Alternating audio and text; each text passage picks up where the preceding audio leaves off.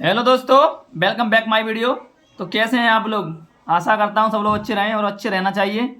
तो दोस्तों, हिंदुस्तान का सर फिर से एक बार फखर से ऊंचा हो चुका है, क्योंकि बॉर्डर के दौरान गोलीबारी हुई और गोलीबारी के दौरान भारत के जो जवान थे उन्होंने पाकिस्तान की 10 चौकियों को तहस नहस कर दिया है और पाकिस्तान कुछ जवान को भी मार डाला है और कुछ घायल हैं।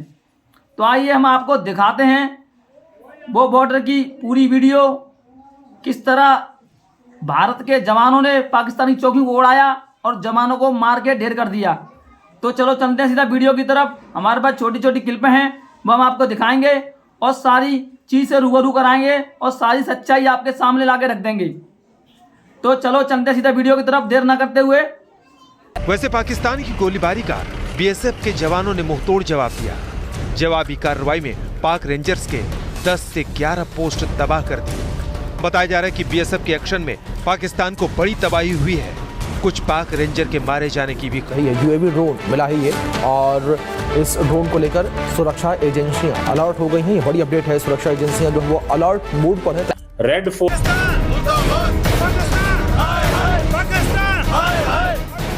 नापाक हरकतों का ये सबूत देखिए। दीवारों पर सिर्फ गोलियों के निशान हैं। ये तस्वीरें गवाह है पाकिस्तान की करतूतों का।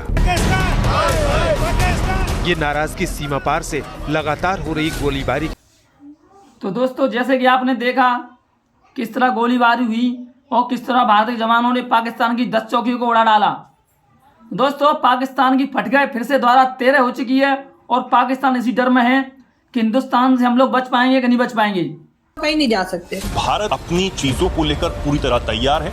सेना प्रमुख एक बार नहीं बार बार इस बात को कह चुके हैं कि पाकिस्तान और उसके आतंकी बाज नहीं आते हैं, तो हो सकता है कि पाकिस्तान अब इस नक्शे से ही मिट जाए। रेड फोर्ट बॉम्बिंग को एडमिट कर लिया, इंडियंस कह रहे हैं। उसने कहते हैं कि ब्रॉड बेस एक स्टेटमेंट दी, तो उसको इंडियन मीडिया जो है वो चला रहा है।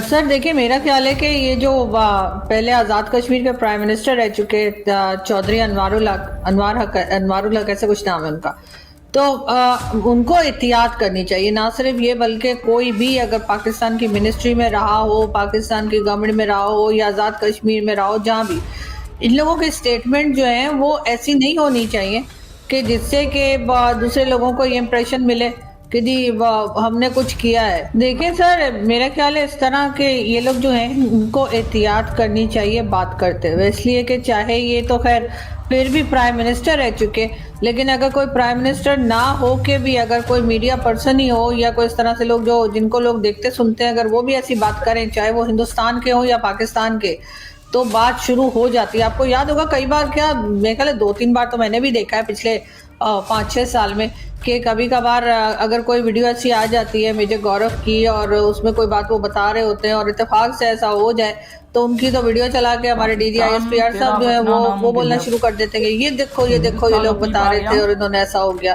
ये हमने जाफर एक्सप्रेस के टाइम पर भी देखा था, जो लास्ट, अगर मैं याद कर पा रही हूँ, रिकॉल कर पा रही हूँ, तो उस वक्त भी जो है वो जिस तरह से था, तो मेजर गौरव की कोई वीडियो आई थी और उसके बाद जो है वो जाफर एक्सप्रेस का हादसा वाला है कि उसमें मेजर गौरव का कोई लेना देना नहीं था। वो एक बात कर रहे थे कि भाई यहाँ पर जिस तरीके से BLA वाले कर रहे हैं तो उसमें कुछ हो सकता है, और जाहिर है कि वो TV एंकर है, हार्डली 5 ईयर्स उन्होंने फौज में रहे, उससे ज़्यादा तो नहीं है, लेकिन हमारे यहाँ क्योंकि उनको जाना पहचाना ज़्यादा जाता है, उनकी वीडियो ज़्यादा देखी जाती है, तो और DGISPR ने वो चला दी अपनी प्रेस कॉन्फ्रेंस में और वो शोर करने लगे कि ये देखो, सही कह रहे हैं आप, उन्होंने भारत से बैठे बैठे ही इतना कुछ कर दिया था कि उसके बाद हमें भी जो है वो उठना पड़ा और हमने जो है उनके ऊपर अटैक किया या जो भी मतलब जवाब में हमने जो किया। लेकिन बात सारी फिर वही आ जाती है ना कि भाई अपनी जो स्टेटमेंट्स हैं उनको क्यों संभाला नहीं जाता। अब क्या ज़रूरत पड़ी थी इस वक्त इन साहब को, जो है आज़ाद कश्मीर के जो